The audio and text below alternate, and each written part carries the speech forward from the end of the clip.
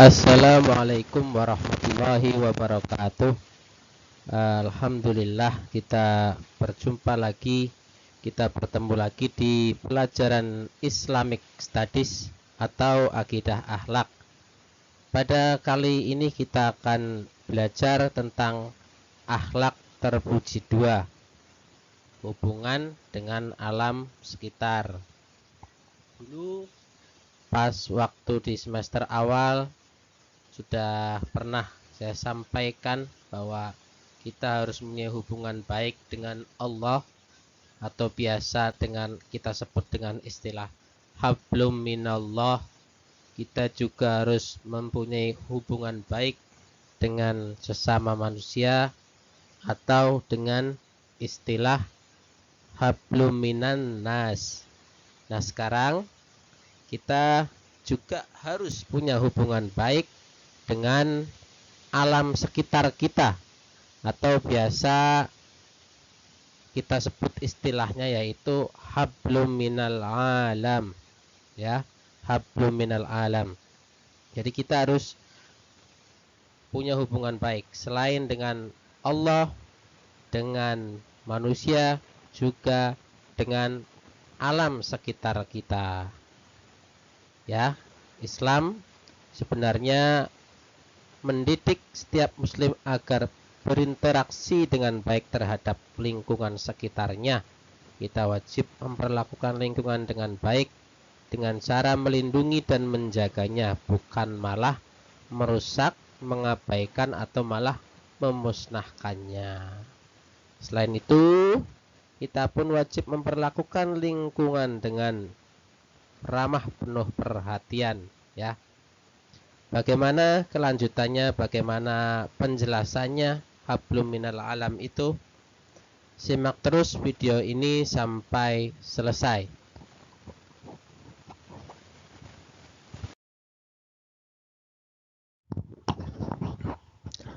Hablum minal alam seperti apa yang akan saya jelaskan, yaitu kita harus melestarikan lingkungan kita.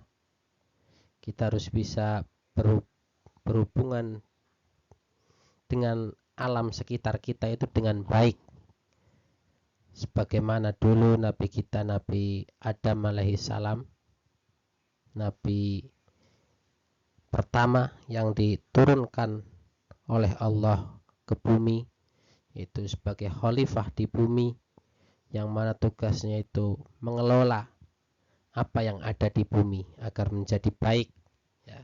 Kita sebagai penerusnya harus bisa melanjutkan tugasnya, yaitu mengelola bumi kita ini dengan baik agar tidak menjadi bencana. Kenapa?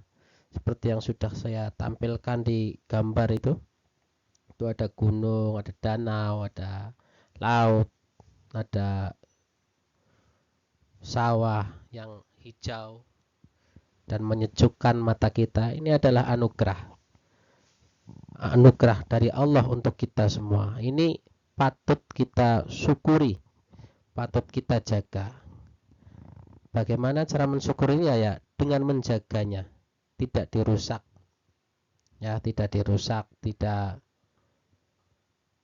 harus dijaga keseimbangannya. Kalau kita bisa mensyukurinya, insya Allah Allah akan menambah nikmat yang Allah berikan. Kalau kita tidak bisa mensyukurinya, maka yang datang bencana.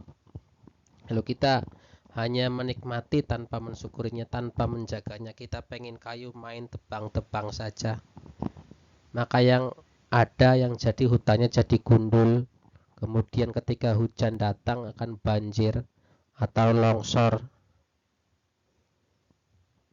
Maka dari itu kita harus mulai menanam pohon.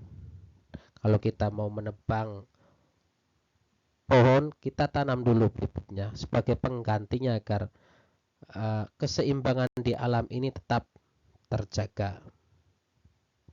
Kemudian kita juga harus menjaga kebersihan lingkungan kita. Kita tinggal di mana di situ ada selokan, ada got itu dibersihkan karena sudah banyak diketahui sekarang sudah musim hujan.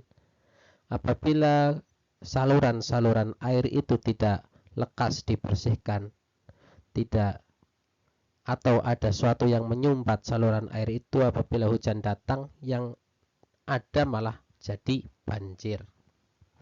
Maka dari itu harus dijaga kebersihan lingkungannya, buang sampah tidak boleh sembarangan, ada tempat sampah digunakan dengan baik, buang sampahnya di tempat sampah, ya. Kemudian kita juga harus bisa menjaga sumber daya alam kita, ya.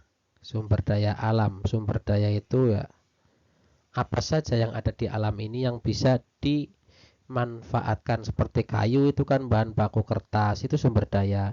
Kalau kita mau menebang harus kita tanam pohonnya dulu, penggantinya pohon pengganti. Tuh.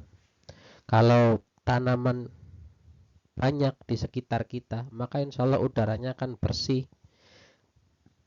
Karena pohon-pohon itu, hijau-hijauan itu salah satu fungsinya selain sebagai apa? Selain sebagai untuk menahan air hujan, ini juga bisa mengubah karbon dioksida CO2 menjadi oksigen. Jadi kalau banyak pohon-pohon di sekitar kita, insya Allah udaranya akan sehat, ya. Dan tentunya kita harus tetap menjaga kesehatan, ya, menjaga kesehatan dan menjaga keseimbangan alam. Ini adalah hal-hal yang perlu kita lakukan, ya, untuk melestarikan lingkungan. Untuk melestarikan lingkungan kita perlu menanam pohon, menjaga kebersihan, menjaga sumber daya alam, menjaga kesehatan dan menjaga keseimbangan alam. Ini intinya nomor 5, menjaga keseimbangan alam, ya, agar semuanya tetap seimbang dan terjaga.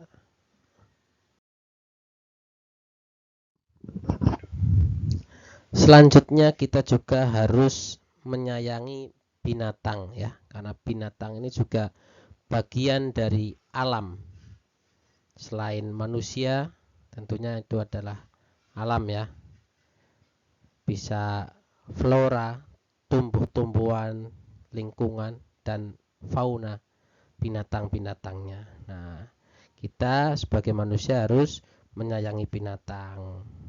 Seandainya kita punya peliharaan, kita harus memberi makannya secara teratur agar apa yang kita pelihara tetap hidup, ya.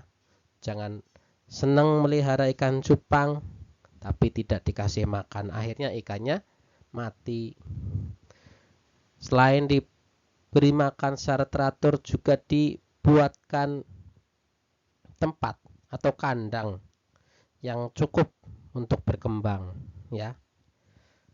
Tuh, ketika kita mempunyai peliharaan itu harus dijaga dan tidak memberikan beban yang berlebih jika hewan tersebut diambil manfaat. Contohnya seumpamanya kita mempunyai kuda atau mempunyai lembu, mempunyai kerbau, mempunyai sapi yang digunakan untuk menarik gerobak dan sebagainya seperti yang ada di kampung-kampung, tentu beban yang dibawa tidak terlalu berat, ya. Ya dikira-kira sampai setidaknya hewan itu kuat untuk menarik. Tuh. Kemudian kita juga tidak memburu hewan yang dilindungi, ya. Tidak memburu hewan yang dilindungi seperti harimau, burung cendrawasih, burung merak. Ini kalau kita buru, kita ambil, maka yang ada di alam ini akan punah dan keseimbangannya ini akan berubah.